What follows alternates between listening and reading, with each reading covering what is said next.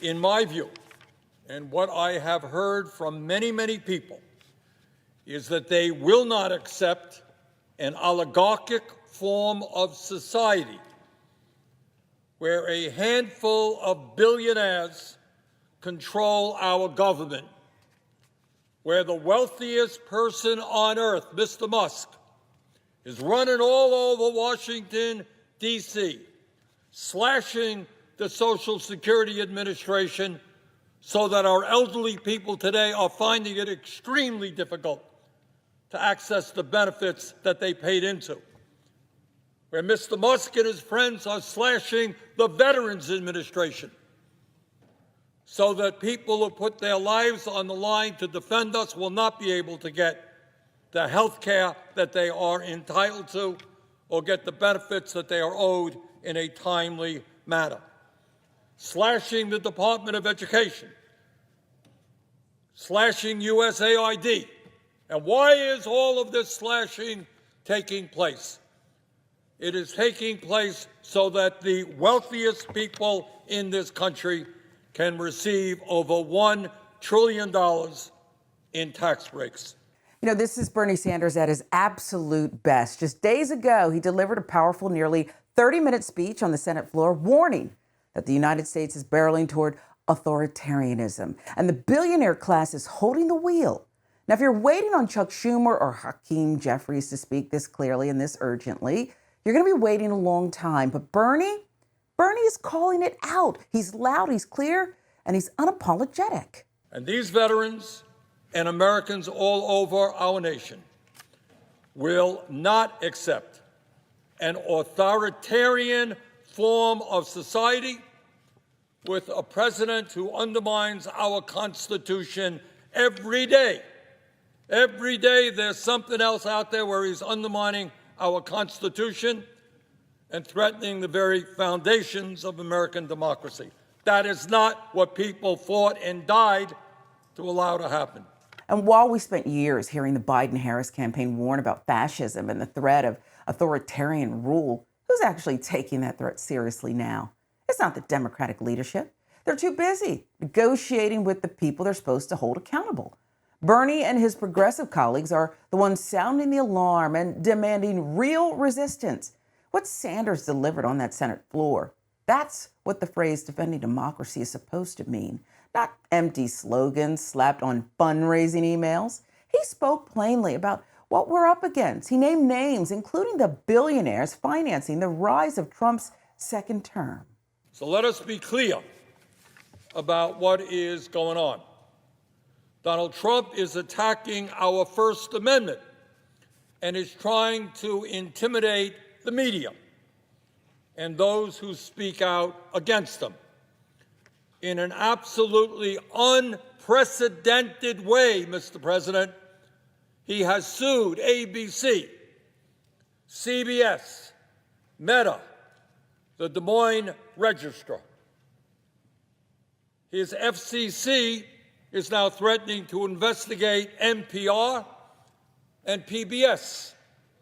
He has called CNN and MSNBC illegal. In other words, the leader, or the so-called leader of the free world, is afraid of freedom. He doesn't like criticism. And the response to that criticism in a democracy is not to sue the media, is not to intimidate the media, it's to respond in the way you think best. And I will say it amazes me, it really does, how easily my Republican colleagues here in the Senate and in the House are willing to surrender their constitutional responsibilities, give it over to the president. So let's be clear, this is not hypothetical, this is not theory. Trump's administration has already begun cracking down on free speech, targeting protesters, banning dissent, and gutting constitutional protections. They want to criminalize opposing voices. They want to use the power of the state to punish critics. And guess what? It won't stop with the people they're targeting now. It never does. It never has. That is how authoritarianism works. You start with trans kids, then teachers, then immigrants, then journalists, then you. The reality is that today we have two Americas to very, very different Americas. And in one of those Americas, the wealthiest people have never, ever had it so good. In the whole history of our country, the people on top have never, ever had it so good as they have it today. Today, we have more income and wealth inequality than there has ever been in the history of America. Now, I know we don't discuss it. You don't see it much on TV. You don't hear it talked about here at all. But the American people do not believe that it is appropriate that three people, 1, 2, 3, Mr. Musk, Mr. Bezos, and Mr. Zuckerberg, 3 Americans own more wealth than the bottom half of American society, 170 million people. Really? 3 people own more wealth than 170 million people? Anybody here think that is vaguely appropriate? And by the way, those very same 3 people, 3 richest people in America, were right there at Trump's inaugural, standing right behind the president. So you want to know what oligarchy is? I know there's some confusion out there. What is oligarchy? Well, it starts off when you have the 3 wealthiest people in the country standing right behind the president when he gets inaugurated. Bernie nailed it. None of this is happening in a vacuum. While civil liberties are under siege, the billionaire class is raking in record profits. It's not a coincidence. That is the plan. The more Trump and his team can restrict protests, silence journalists, criminalize dissent, the more power they can hand over to their corporate backers. It is not just a political project, it's an economic one. And the people getting squeezed the hardest? Working class Americans, union organizers, renters, students, anyone fighting for a better future. The top 1% in our country now own more wealth than the bottom 90%. CEOs make 300 times more than their average worker. And unbelievably, real inflation accounted for wages today, the average American worker, if you can believe it, despite a massive increase in worker productivity, is lower today than it was 52 years ago. And during that period, there was a $75 trillion transfer of wealth that went from the bottom 90% to the top 1%. That is the reality of the American economy today. And you know what? Maybe we might want to be talking about that. We have more concentration of ownership than ever before. While the profits on Wall Street and corporate America soar, a handful of giant corporations dominate sector after sector, whether it's agriculture, transportation, media, financial services, et cetera, et cetera. Small number of huge corporations, international corporations, dominating sector after sector. And as a result of that concentration of ownership, they are able to charge the American people outrageously high prices for the goods and services we need. But there is another America. And in that other America, 60% of our people are living paycheck to paycheck. And millions of workers from one end of this country to the other are trying to survive on starvation wages. And unlike Donald Trump, I grew up in a family that lived paycheck to paycheck, and I know the anxieties that my mom and dad have living in a rent-controlled apartment. Can we afford to buy this? Why did you buy that? And that's the story taking place all over America. What does living paycheck to paycheck mean? It means that every single day, millions of Americans worry about how they're going to pay their rent or their mortgage all over the country. Rents are skyrocketing, and people are wondering, what happens? What happens to me and my kids if rent goes up by 20%? And I can't afford it. Where do I live? Do I have to take my kid out of school? Where do I put my kid?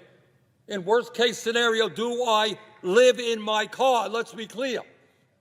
There are many people who are working today who are living in the back of their cars? How do I pay for childcare? Talked to a guy the other day, a police officer, spending $20,000 a year for childcare. How do I buy decent food for my kids when the price of groceries is off the charts? What happens if I get sick, or my kid gets sick, or my mother gets sick, and I got a $12,000 deductible, and I can't afford to go to the doctor?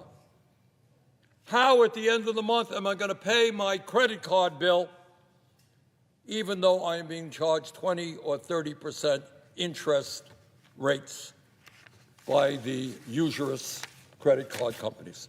What happens if my car breaks down and the guy at the repair shop says it's going to cost $1,000, and I don't have $1,000 in the bank? And if I don't have a car, how do I get to work? And if I don't get to work, how do I have an income? And if I don't have an income, how do I take care of my family? Those are the crises that millions of Americans are experiencing today. But it's not just working age Americans. Today in our country, half of older workers have nothing in the bank as they face retirement. And they're watching TV and they're saying, Mr. Musk firing Social Security workers, and actually worrying whether Social Security will be there for them. And it's not just older workers with nothing in the bank wondering what happens when they retire. 22% of seniors are trying to survive on $15,000 a year. I dare anybody in this country, let alone somebody who's old, who needs health care, needs to keep the house warm, try to survive on $15,000 a year. And there are people here, by the way, talking about cutting Social Security. That's why the speech hit so hard. Bernie didn't just lay out the danger. We've heard that before. He connected the dots. He reminded us that the people attacking your freedom are the same ones attacking your paycheck, your health care, your kids' education. He didn't mince words, and maybe most importantly, he didn't coddle the Democratic Party. He did not let them off the hook for enabling this disaster. Because let's be real, you cannot defend democracy if you won't even defend your own voters. So here's the question. Are Democrats finally going to listen? Bernie Sanders just gave them the blueprint. It's populist, it's principled, and it's backed by overwhelming public support. His fighting oligarchy tour is connecting with the people in the ways the Democratic Party hasn't managed to do in years, maybe ever. So the path forward is obvious. You take this platform, take this message, make it the center of your policy. Because if you can't get behind Bernie's vision for a just, democratic, inclusive America, what are you fighting for? Let's talk about it.